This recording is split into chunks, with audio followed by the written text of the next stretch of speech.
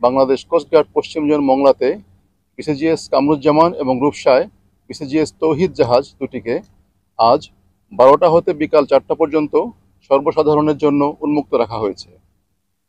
এছাড়াও মহান এই দিনটি উপলক্ষে বাংলাদেশ কোস্টগার্ডের অন্যান্য জোন তথা ঢাকা, ভোলা ও চট্টগ্রামে কোস্টগার্ডের মনোনীত জাহাজসমূহ সর্বসাধারণের জন্য উন্মুক্ত রয়েছে। আজ দুপুর 12টা থেকে জাহাজসমূহ পরিদর্শন করতে উক্ত এলাকায় এবং আশেপাশের উল্লেখযোগ্য সংখ্যক নারী পুরুষ আগমন করছেন, যার মাধ্যমে জনগণকে আমরা কোস্টগার্ডের জাহাজ এবং কার্যক্রম সম্পর্কে ধারণা দিতে পারছি। কোস্টগার্ড জাহাজসমূহ সম্পর্কে মানুষের কৌতূহল এবং বিভিন্ন প্রশ্নের জবাব দিয়েছেন আমাদের জাহাজের দায়িত্বশীল কর্মকর্তা এবং নাবিকগণ।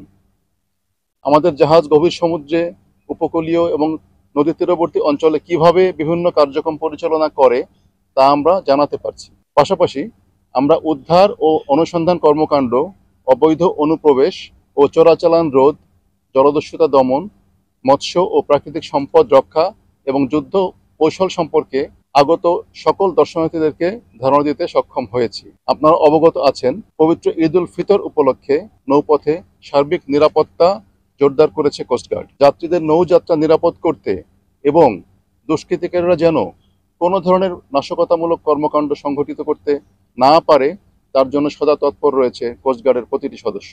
দেশের আইন শৃঙ্খলা পরিস্থিতি স্থিতিশীল রাখতে বাংলাদেশ কোস্টগার্ড 24 ঘন্টা টহল জারি রেখেছে, যার মাধ্যমে কোস্টগার্ডের আওতাধীন উপকূলীয় এবং নদী তীরবর্তী অঞ্চলের আইন শৃঙ্খলা পরিস্থিতি অনেকাংশে উন্নত হয়েছে। কোস্টগার্ড ভবিষ্যতে এ ধরনের অভিযান অব্যাহত রাখবে।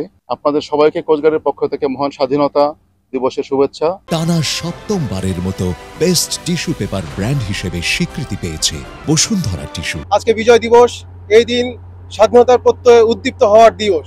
1971 সালে এই দিন বাংলাদেশের আপামর জনসাধারণ শত্রুর বিরুদ্ধে স্বাধীনতার জন্য উদ্বুদ্ধ হয়ে অভিযান পরিচালনা করে। এই জন্য প্রতি বছর এই দিবসটি আমরা উদযাপন করে থাকি। 1971 সালের বাংলাদেশ নৌবাহিনী এই স্বাধীনতা যুদ্ধে অত্যন্ত গুরুত্বপূর্ণ ভূমিকা পালন করেছে। বিশেষ করে অপারেশনাল জ্যাকপট বাংলাদেশ নৌবাহিনী নৌ কমান্ডোগণ চট্টগ্রাম, মংলা, চাঁদপুর এবং নারায়ণগঞ্জ সহ শত্রুর বিভিন্ন সামরিক প্রতিষ্ঠানে অভিযান পরিচালনা করে, যার ফলে আমাদের স্বাধীনতা বিজয় ত্বরান্বিত হয়। নৌবাহিনী আধুনিকায়নের ফলে বর্তমানে বাংলাদেশে নৌবাহিনীতে সংযোজিত হয়েছে আধুনিক যুদ্ধ জাহাজ, সাবমেরিন, মেরিটাইম প্যাট্রোল এয়ারক্রাফট এবং সুদক্ষ স্পেশাল ফোর্স। এবং এই সমস্ত ফলে আমরা আমাদের বাংলাদেশের স্বাধীনতা এবং আমাদের জন্য আমরা নৌবাহিনী সকলে সবসময় প্রস্তুত থাকি। 26শে মার্চ উপলক্ষে বাংলাদেশ নৌবাহিনী কর্তৃক জনসাধারণের জন্য এখানে উন্মুক্ত করে দেওয়া হয়েছে জাহাজ, এবং আমরা অনেকে আসছি, এসে আমরা অনেক কলাকৌশল সম্পর্কে জানতে পেরেছি এবং তারা তাদের যে জীবন, তাদের যে অভিজ্ঞতা সেগুলো তারা আমাদের সাথে শেয়ার করেছে।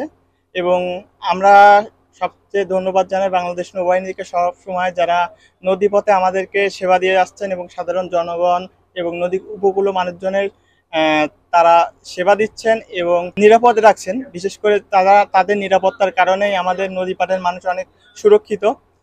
সর্বোপরি ধন্যবাদ জানাই বাংলাদেশ নৌবাহিনীকে।